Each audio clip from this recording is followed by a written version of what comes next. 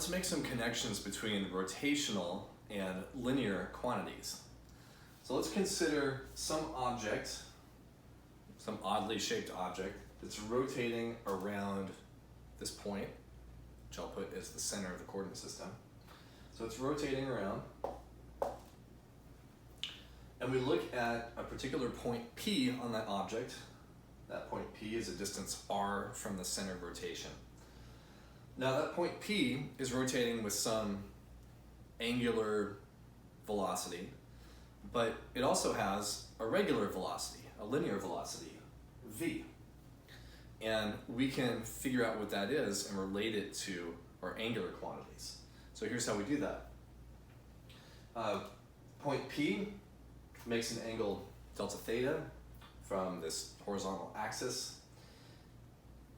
And by our definition of arc length and angle, that is the arc length delta s along here divided by the radius. And if we divide by delta t,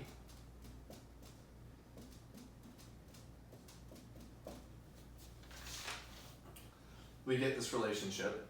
And you can see that on the left-hand side, that's just the definition of angular velocity, omega. And the right-hand side, that's the definition of regular velocity. Change in distance, path length is distance, divided by time.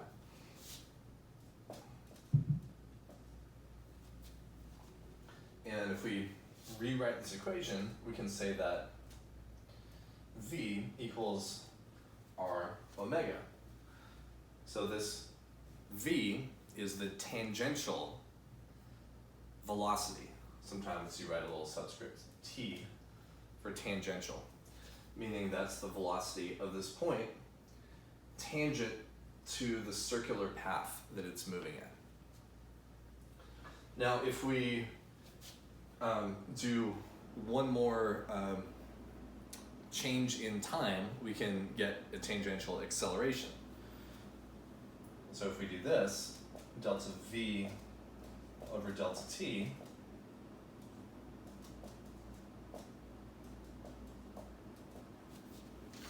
we get the relationship that we have a tangential acceleration that is related to an angular acceleration.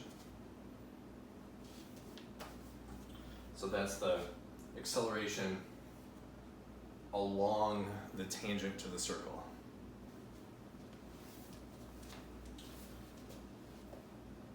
Oh, important thing to keep in mind about this equation. We talked in an earlier video about how every point on a rigid object has the same angular velocity, has the same omega. So this omega value is the same no matter where on this object you're looking at. No matter where we chose to put point P, all those points have the same omega. But you can see that they don't have the same tangential velocity or speed. That depends on how far they are from the rotation axis. So points close to the rotation axis are moving in tiny little circles, and their speed is slow. Points far from the rotation axis move in big circles, their speed is large. So tangential speed and tangential velocity depend on where on the object the point is located. But angular speed, angular velocity, don't depend on any particular point. They're the same for an entire object. The same is true for tangential acceleration. So let's look at example 7.3. We'll consider a CD that's spinning around. It rotates from rest up to a final angular velocity of minus 31.4 radians per second. Remember, this minus sign is just telling us that the CD is rotating clockwise. and it takes 0.892 seconds to get up to that final rotation speed. So the first question we can ask is, what is the angular acceleration?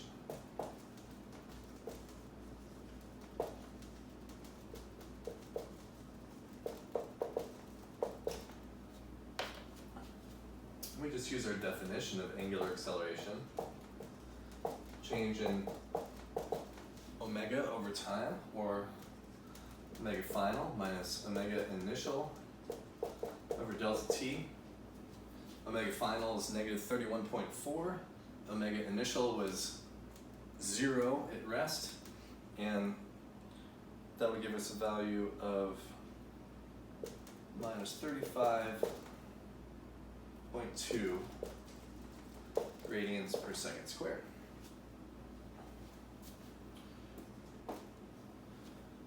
Question B, what's the angle that, what's the angular displacement that the CD makes in this time?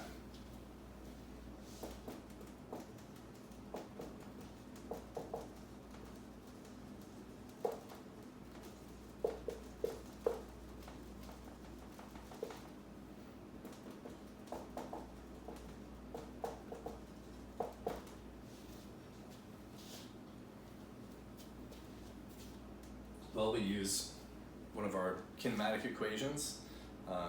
There are several options. I think we could probably pick this one.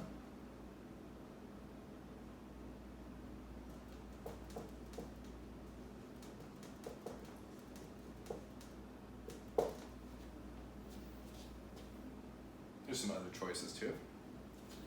And that'll give us negative 14 radians.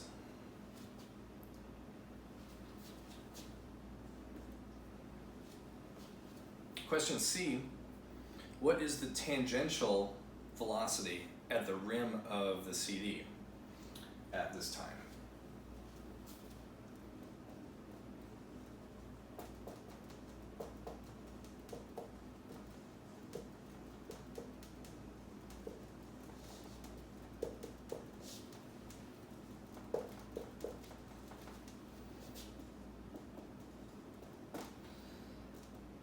Keeping in mind that the rim is a distance of 4.45 centimeters from the center.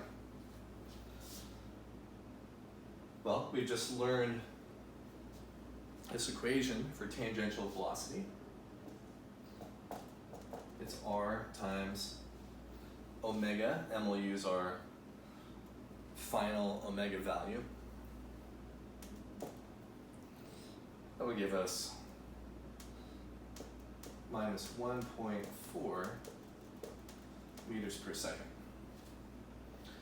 So keep in mind again that whenever you ask for tangential velocity, you need to specify a location on the object, because even though all parts of the object have the same angular velocity, their linear velocity or tangential velocity depends on the distance from the center.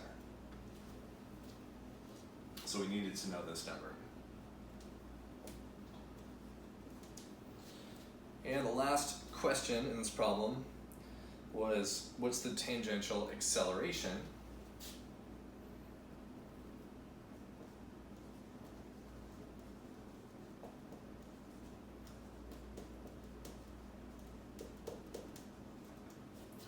And again, that's at the rim, the edge of the CD.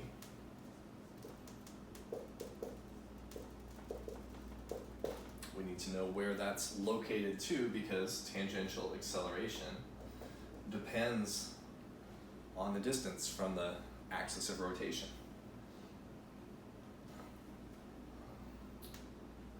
Since we found alpha already, we can plug in our values and we get minus 1.57 meters per second squared. One final comment here. there's a little bit of magic that is happening in the units in these equations.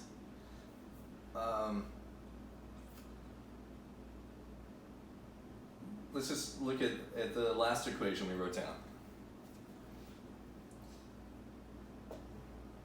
R times alpha, right? That was 4.45 centimeters, or 0.045 meters, times alpha, which was negative 35.2 radians per second squared. And it looks like when you multiply that, you should get meters times radians per second squared. But we know that the units of acceleration are meters per second squared. There's no radians that appear in acceleration. So what's going on? Where did this radian unit go? The answer is that radians aren't actually a unit in the sense that they don't carry a dimension like real units do. A real unit goes along with a dimension like length, mass, time, charge, things like that. Radians are like a pseudo unit, kind of a placekeeper. They're just telling you the fraction of a circle that is being subtended by an angle. Degrees aren't a unit either. They're just telling you how much of a circle, how many 360ths of a circle you've made. Radians are just telling you how many 2 pi's of a circle you've done. So that means that you can choose to ignore radians when you need to. You can just cross it out because they don't carry any dimensional information with them at all. Radians aren't a real unit, they're just to remind you when you're dealing with angles that you are talking about an angle. So that's why there's no radians in either of these expressions.